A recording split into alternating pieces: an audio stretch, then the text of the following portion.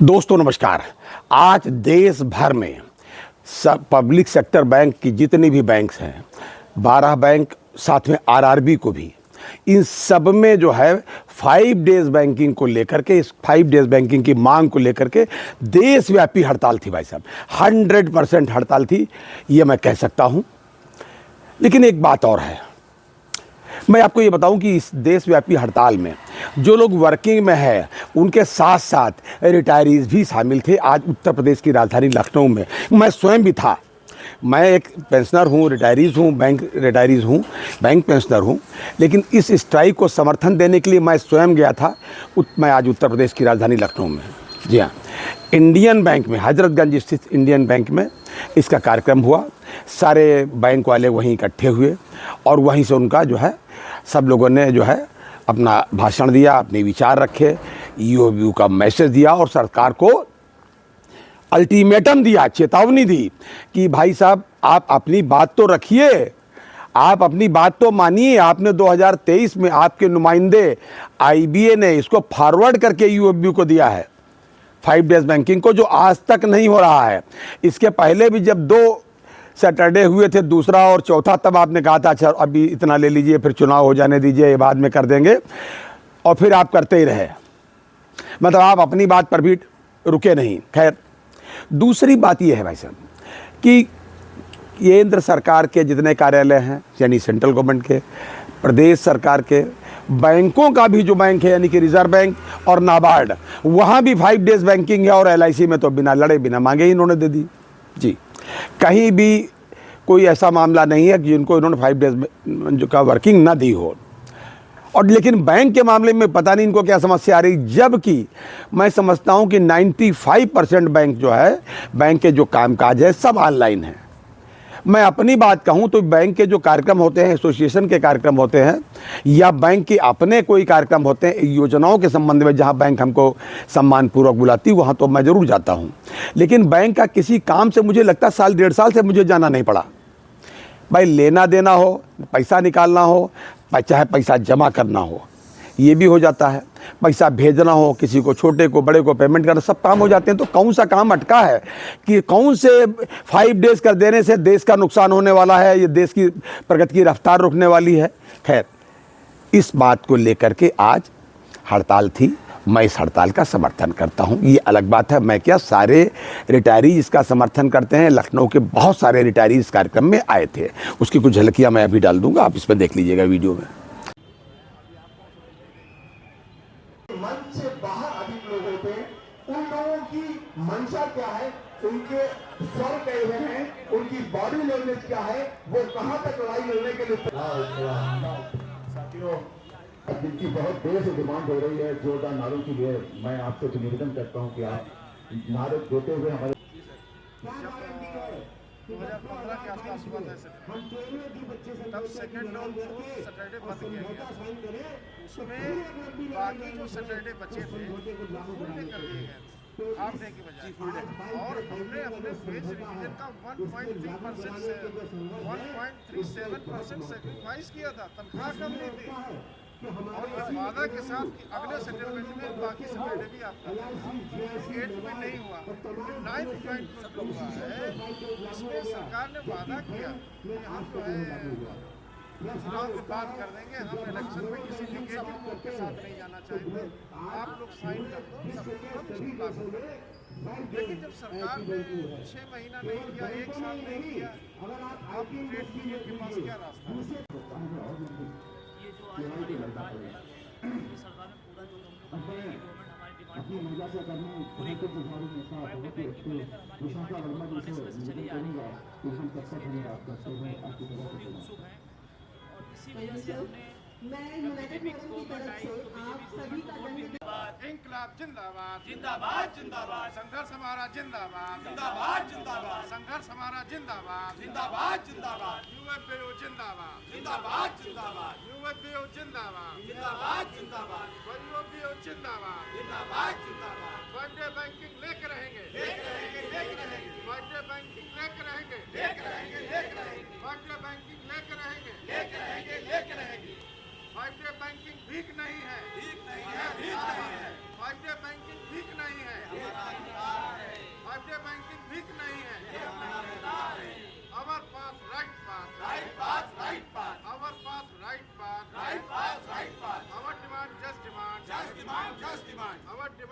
Demand our leaders जिंदाबाद our leaders जिंदाबाद।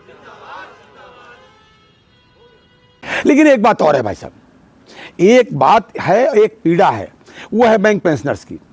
Gujarat UCO bank pensioners का मतलब सेवानिवृत्त परिवार उनको कहा जाता है, क्योंकि उन्होंने एसोसिएशन अपने को नहीं लिखा।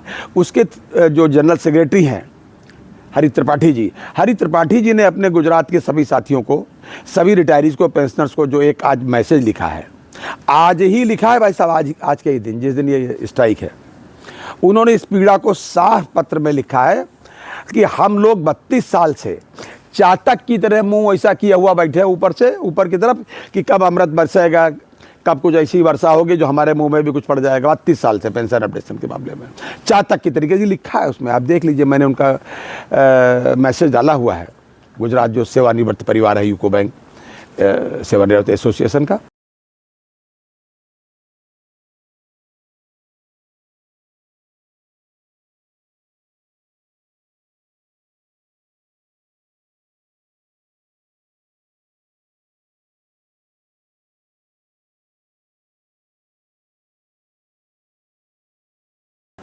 तो एक तो ये उन्होंने लिखा, दूसरी बात उन्होंने ये लिखी कि भाई साहब आप जब सही टेबल पे होंगे तभी आपको मीनू दिखाई पड़ेगा।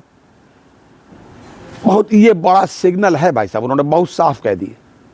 एक और सेवानिवृत्त लोगों के लिए उन्होंने बहुत साफ, बिल्कुल डार्क कोटेशन में उन्होंने बात लिखी है भाई साहब, यूको बैंक वाले जो एसोसिएशन है उसने। उन्होंने कहा है कि हम लोग ऐसे शामिल हो जाते हैं हर जगह वर्किंग एसोसिएशन के कार्यक्रम में, जैसे बेगानी शादी में अब्दुल्ला दीवाना। ये बात भी उन्होंने कही और ये कहा कि 100% हम लोग उसमें रहते हैं। कोई बहुत बुजुर्ग सेवानिवृत्त हो सकता है किसी वजह से न जा पाया हो, अन्यथा हमेशा रहते हैं। लेकिन ये हमारी मांग को कभी नहीं रखते वहाँ निगोशिएशन की टेबल पर। यहाँ तक कि एक्स ग्रेशिया का रिव्यू भी नहीं करा पाए, न 24 में करा पाए, न 25 में करा पाए, और 26 की भी तारीख आने वाली है। और एक ही सेटलमेंट के लिए हुआ है, 12 सेटलमेंट के लिए 2027 में ये ख़त्म हो जाएगा और पेंशन घट जाएगी, बल्कि यो कहो भाई एक्स ग्रेशिया मिलना बंद हो जाएगा, वो भी पेंशन घट गई। और इधर हमारे सुप्रीम कोर्ट में जो MC सिंगला साहब का केस है उसके बारे में अपडेट कर दूं कि कल जो 28 तारीख को जो डेली लिस्ट है उसमें हमारा नाम नहीं आया था, ये मैं आपको बता चुका था। और 29 तारीख का लिस्ट डेली जब आएगी तो मैं फिर आपको सूचित करूंगा। उसका सिस्टम ये है जो मैं पहले भी बता चुका हूं, फिर रिपीट कर देता हूं कि 28 तारीख में जो 20 केसेस लिए गए हैं उनमें से जितने केस हो जाएंगे उस दिन 28 को, यानी कि कल। और जो नहीं हो पाएंगे वो बचे रहेंगे, वो नेक्स्ट डे कैरी ओवर किए जाएंगे। मान लीजिए 4 केस बच गए, 16 हो गए, तो 4 ये और बाकी 16 और ले लिए जाएंगे। उन 16 में अगर हम भाग्यशाली हुए, भगवान की कृपा रही, प्रभु की कृपा रही, तो हमारा नाम आएगा। यानी MC सिंगला साहब का केस जो हमारा अपना केस है, हमारा आपका, हम सबका केस है बैंक पेंशनर्स का, तब उस पर जाके कुछ निर्णय हो पाएगा। ये अलग बात है कि हमारी तरफ से, बाकी लोगों को मैं नहीं जानता, हम लोगों की तरफ से जो डिटेल मांगा जाता था आर्गूमेंट का, वो सबमिट किया जा चुका है 5 पन्ने में। जज साहब का, CJI साहब का आदेश था, 5 पन्ने हमारी तरफ से सबमिट, हमारी तरफ से कोई कोताही नहीं है। देखते हैं इसमें क्या होगा। ये अलग बात है कि संभावना थोड़ी सी कम है कि 29 तारीख में भी हमारा नाम आए, और इधर हम उसमें चले जाते हैं कि उनकी स्ट्राइक में। लेकिन मामला मैं बता दूं आपको, लास्ट में उन्होंने जो गुजरात की यूको एसोसिएशन वाले, यूको बैंक एसोसिएशन वाले जो त्रिपाठी साहब हैं जनरल सेक्रेटरी, उन्होंने ये भी लिखा है कि ये कोई हम डिवाइड करने के लिए नहीं कह रहे हैं, ये एक प्रकार का रिमाइंडर है यूएफबी के लीडर्स को कि अगर आप ऐसा ही करते रहे तो हम अपना डायस और पोडियम आपको आसानी से जैसे देते रहे वो अब नहीं देंगे भविष्य में। ये उन्होंने एक तरीके ये कहा कि ये हम आपको कोई डिवाइड करने के लिए नहीं, हम यूनाइट थे, यूनाइट हैं, यूनाइट रहेंगे, लेकिन इसको आप रिमाइंडर मानिए कि हमारी मांगे मांगिए जा करके वहाँ आप इनको प्रायोरिटी दीजिए। आपका मामला तो अभी थोड़े दिन का है, 5 डेज़ का, जिसके लिए आपने कंट्री वाइड इतनी बड़ी स्ट्राइक की, अच्छा किया। लेकिन हमारी भी जो 32 साल पुरानी मांग है इसको भी तो रखिए। तो ये था आज तक का अपडेट। अगली बार फिर किसी अपडेट के साथ मिलेंगे, तब तक के लिए इजाज़त दीजिए। और हाँ, फिर एक बार आपसे रिक्वेस्ट करेंगे, प्लीज़ अपनी सेहत का पूरा ध्यान रखिए भाई साहब। जय हिंद, जय भारत, नमस्कार।